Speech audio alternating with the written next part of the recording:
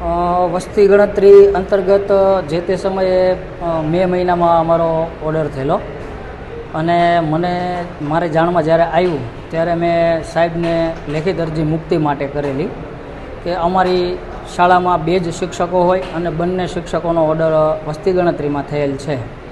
આચાર્યનો charge મારી પાસે છે, તો શિક્ષણ કાર્યને અને વહીવટી કાર્ય ખોરવાય નહીં એટલા માટે મને સાહેબ એકને મુક્તિ આપો એવી મેં લેખિત રજૂઆત કરેલી.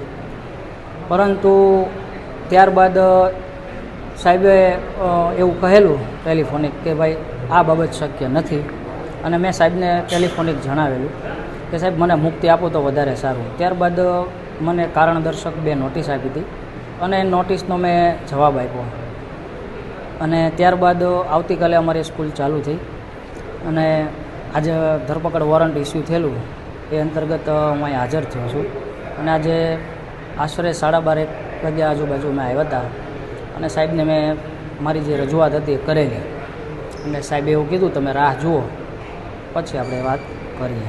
એ અંતર્ગત આજ સવારથી હું અહીંયા છું. ધરપકડ વોરંટ ઇસ્યુ થયું હતું એટલા માટે. અને માધવપુરની રોડ પ્રાથમિક શાળામાં અત્યારે આચાર્ય તરીકે હું મારી પોતાની ફરજ બજાવું છું. મારું વતન ભાવનગર છે અને જે તે સમયે વેકેશન હતું એ સમયે અમને એવો કોઈ ઓર્ડર નહોતો કે હેડક્વાર્ટર ના છોડવું. તો વેકેશન ચાલુ થયું સાહેબ એટલે મેં હેડક્વાર્ટર છોડી દીધું હતું અને જ્યારે મેં પ્રવાસનું આયોજન કરેલું પણ પ્રવાસનું આયોજન એ મારું બંધ રાખેલું મારા ફાધરને તબિયતના હિસાબે. એટલે હું એ સારવારમાં પણ હતો અને મેં સાહેબને વાત પણ કરેલી કે અમે 2 જ શિક્ષકો છીએ, તો સાહેબ તમે જુઓ અને એક શિક્ષકને મુક્તિ આપો. એ અંતર્ગત મારી ધરપકડ થઈ અને હું અત્યારે હાજર થયો છું.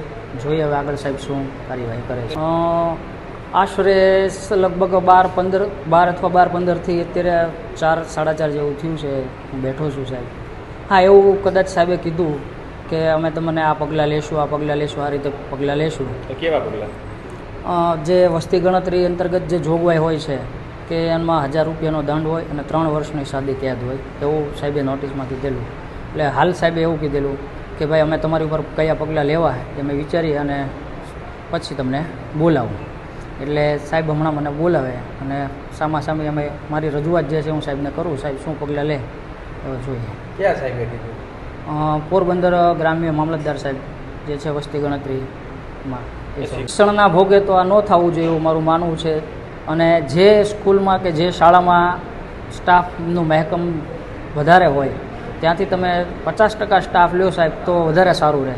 પણ 100% સ્ટાફ લેતા હોય છે કોઈ પણ કચેરીમાંથી, શિક્ષણ એકની કોઈ પણ કચેરીમાંથી 100% સ્ટાફ જ્યારે લેવાતો હોય છે ત્યારે એ કચેરીનું અને શિક્ષણનું કાર્ય બંને બગડતું હોય છે. એટલે મારી તો સાહેબને એવી વિનંતી છે કે 100% સ્ટાફ ન લ્યો તો વધારે સારું. કોઈ પણ વસ્તી ગણતરીનું કામ હોય અથવા તો BLOનું હોય તો વધારે સારું રહેશે.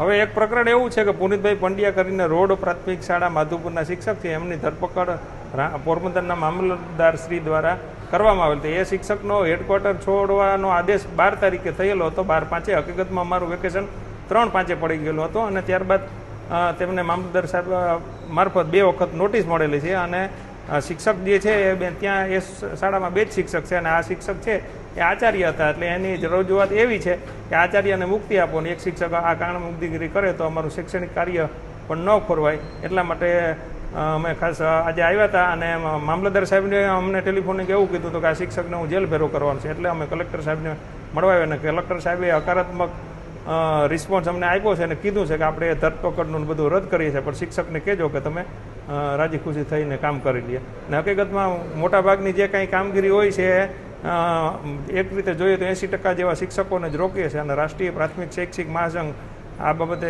સખત વિરોધ કરે છે. અન્ય ડિપાર્ટમેન્ટના પણ બધાને જોડવા જોઈએ.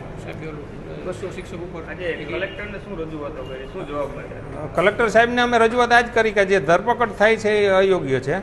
શિક્ષકની ધરપકડ ન થવી જોઈએ. શિક્ષકે વ્યાજબી કારણો આપ્યા છે અને બીજી જે 200 ઘર ઉપરાંત જે કોઈને ગણતરીદારને હોય તો સાહેબે એ કીધું છે કે અમે એક સહાયક ફાળવશું.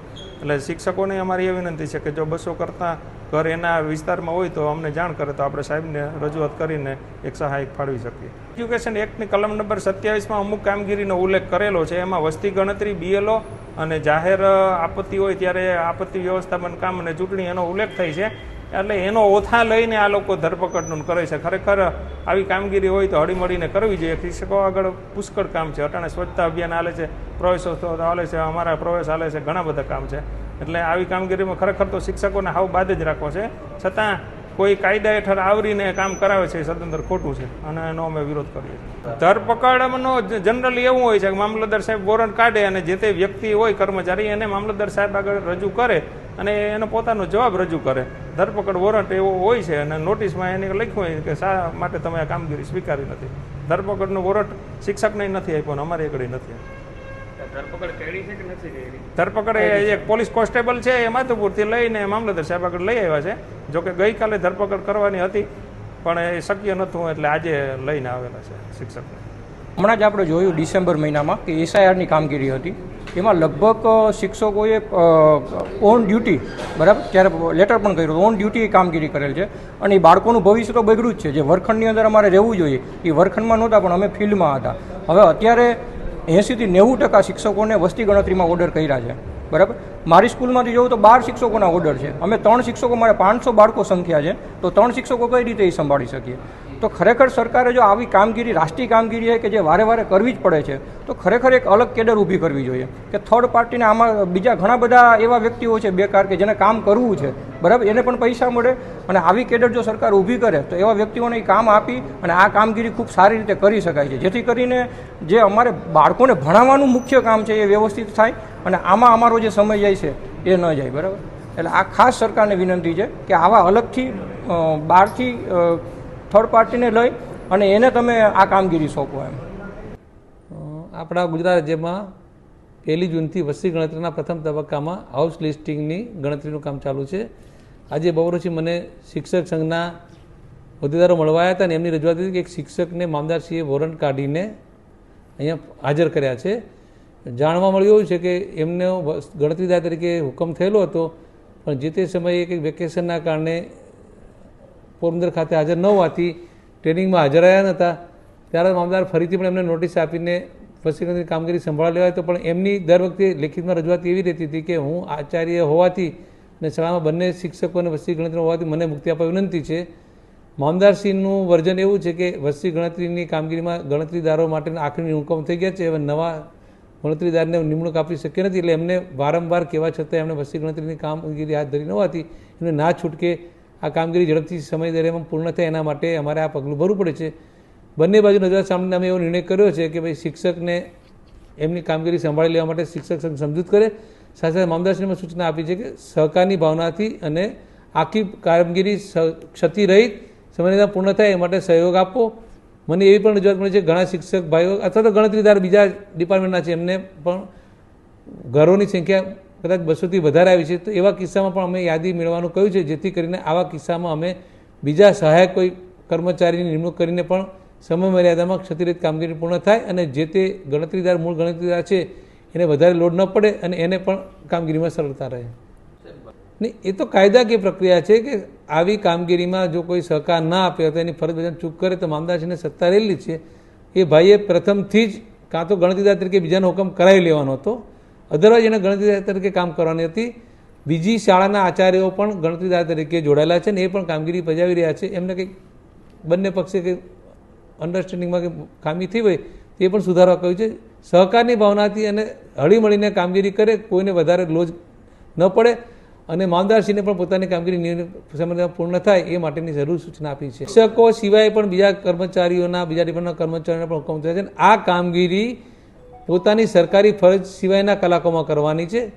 રજાના દિવસે તમે આખો દિવસ કરી શકો અને મેં કહ્યું તેમ સામાન્ય રીતે 30 દિવસના સમયગાળામાં આ રીતે પૂર્ણ થઈ જાય છે. છતાંય કોઈને વધારે ઘર હોવાના કારણે જો તકલીફ થતી હોય તો અમે વધારાનો સ્ટાફ આપીશું પણ શિક્ષણ કે અન્ય સરકારી ફરજના સમય દરમિયાન કામગીરી કરવાની નથી, એ સિવાયના કલાકોમાં કરવાની છે.